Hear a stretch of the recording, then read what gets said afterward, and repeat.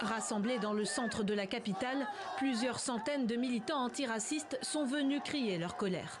L'appel à la haine à l'encontre d'un frère et sœurs subsahariens ne représente pas la Tunisie, ne représente pas les Tunisiens. Non au racisme et au fascisme. La Tunisie est un pays africain et tous les Africains y sont les bienvenus. Un discours loin d'être partagé par tous, à commencer par le chef de l'État. Lors de la réunion du Conseil de sécurité nationale du 21 février, Kais Saïed fustige ce qu'il qualifie de horde de migrants clandestins dont la présence en Tunisie est source de violence et de crimes.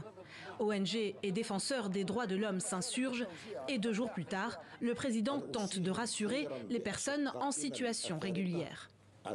Nous devons veiller sur nos frères de l'Afrique subsaharienne en situation légale. Mais il n'est pas question de laisser quiconque en situation illégale rester en Tunisie. Il y a un État et des institutions. Mais sa charge contre les migrants ne s'arrête pas là. Dans un communiqué, la présidence accuse, dixit, les Noirs de vouloir remplacer les Arabes en Tunisie. Il existe un arrangement criminel préparé depuis le début du siècle pour changer la composition démographique de la Tunisie, pour en faire un pays africain seulement et estomper son caractère arabo-musulman. Ils ont mis le feu, ouais.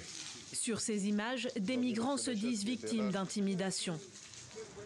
En Tunisie, comme ailleurs en Afrique du Nord, les migrants subsahariens sont depuis longtemps victimes d'agressions racistes.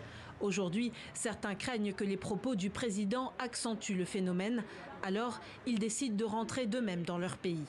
On nous frappe, on nous maltraite. Pour plus de sécurité, on préfère venir à notre ambassade s'inscrire pour entrer en Côte d'Ivoire.